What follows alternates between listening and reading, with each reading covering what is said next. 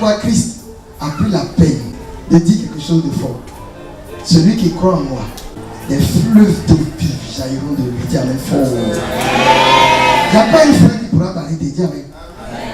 Il n'y a pas un feu qui pourra t'arrêter. Dis amen. Parce que des fleuves d'eau vive vont sortir de toi.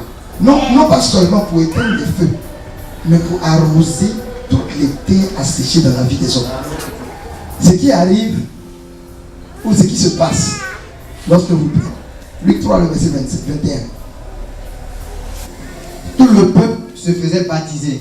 Tout le peuple faisait quoi? Se faisait baptiser. Jusqu'ici, c'est normal. Jésus fut aussi baptisé. Jésus n'a pas voulu déroger la règle. Et pendant qu'il priait, on dit pendant qu'il priait, qu'est-ce qui s'est passé? Le ciel s'ouvrit. Point.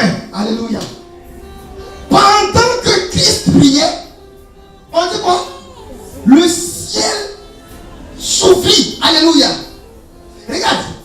On dit tout le peuple se faisait baptiser. Le ciel s'est pas ouvert. Dis amen. Tout le peuple se faisait baptiser. Avant que Jésus-Christ n'arrive, Jean le Baptiste était dans l'eau. Il baptisait. Le ciel ne s'est pas ouvert. Quand Christ est arrivé, on l'a baptisé. Le ciel ne s'est pas ouvert. Mais quand il a commencé à prier, le ciel s'est ouvert. Dis amen fort. Lorsque vous êtes en train de prier, la première des choses qui peut se passer, c'est que le ciel s'ouvre. Alléluia. Dis à quelqu'un, voisin, par ta prière, le ciel sera ouvert sur ta tête. Lorsque vous êtes en train de prier, rappelez-vous la phrase du départ, tous ensemble. La prière, la licence terrestre pour l'interférence céleste. Tu ne peux interférer quelque part que lorsqu'il y a espace pour rentrer. Dis amen fort. Jésus-Christ a marché où avant de venir chez Jean-Baptiste. Pendant qu'il marchait, le ciel s'est ouvert. Quand il est arrivé, c'était nous qui étions dans le rang. Quand Jean-Baptiste baptisait, beaucoup de tout le peuple se faisait baptiser. Dis amen. C'est vrai que Jean-Baptiste avait des disciples aussi qui baptisaient. Mais il y avait un rang. Et puis il était dans le rang. Quand il était dans le rang, le ciel s'est pas ouvert. Quand on l'a pris, on l'a jeté dans l'eau. On l'a fait sortir. Le ciel s'est pas ouvert. Mais quand il est sorti de l'eau et qu'il a commencé à prier, le ciel s'est ouvert. Alléluia. Donc la première conséquence, quand vous priez, c'est que vous ouvrez votre ciel au-dessus de vous. Et c'est lorsque le ciel est ouvert au-dessus de vous que vous pouvez maintenant avoir les réponses ou encore vous pouvez maintenant interférer dans le céleste. Alléluia. Donc il faut prier. Voilà pourquoi on a lu au départ. Christ, en leur disant cela, voulait leur faire comprendre qu'il faut prier tous les jours. Ça fait quoi? Relâcher. Et comme Christ veut que les apôtres demeurent sous un ciel ouvert, il a dit de prier tous les jours pour que le ciel demeure ouvert au-dessus de toi. Lorsque tu ouvres le ciel au-dessus de toi, tu ne peux que rester béni. Dis amen. Voilà pourquoi notre Père le fondateur aime bien cela. Je marcherai sous un ciel ouvert, déchiré en ma faveur, sous une pluie de bénédiction, mieux, une pluie ininterrompue de bénédiction. Allez, lorsque Élie a prié pour que le ciel se ferme, la conséquence directe c'était quoi? Il n'y a pas de pluie. La pluie fait quoi au sol? La pluie vient irriguer le sol.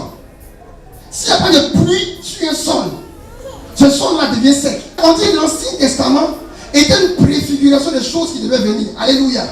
Regarde, en Genèse, là, ils ont pris la peine de préciser. Et quand vous êtes les catholiques, levez vos mains. Quand on met sang sur ton front, on dit quoi? Tu as poussière, tu retourneras en poussière. C'est que tu es où? Tu es issu de quoi? De la terre. Quand on dit que Élie pria et que le ciel se ferma, la conséquence directe c'est que quoi? Le sol a commencé à s'assécher. Alléluia. Qui était le sol hier? Tu es poussière, tu retourneras poussière. Le sol a commencé à s'assécher parce qu'il n'y avait plus de pluie. La pluie est la symbolique biblique de la bénédiction. Quand il n'y a pas de pluie sur un sol, ce sol ne peut pas fleurir, ne peut pas produire des fleurs. Alléluia. Les arbres sont la symbolique biblique, ou encore les fruits des arbres sont la symbolique biblique d'une vie remplie et bénie par la pluie de bénédiction. S'il n'y a pas sur un sol. Prends la meilleure des semences. La semence la plus costaud, musclée. Cherche une terre sur laquelle l'eau, il n'y a pas l'eau. Prends la semence, mets dans la terre. Fais mieux. Va au marché. Cherche le magasin le plus réputé dans les engrais. Prends. Ne prends pas une cuillerée. Prends le sac. Viens. Verse dessus. Et puis attends. Il y a quelqu'un qui attendra toute la vie. Tant qu'il ne pleut pas. Tant qu'il ne pleut pas. Il n'y a pas de production. Alléluia. Jusqu'à ce que le roi est en train de venir demander à Élie pardon. Il faut prier, la pluie va revenir. Parce que le peuple est en train de mourir. S'il ne pleut pas, il n'y a pas de bénédiction, il n'y a pas de plantes, il n'y a pas de champs, il n'y a pas de nourriture. Alléluia. Or, quand Élie est parti prier, le ciel s'est ouvert. Alléluia. Et il y a eu la pluie. C'est comme ça lorsque tu pries, le ciel s'ouvre et la pluie de bénédiction peut descendre.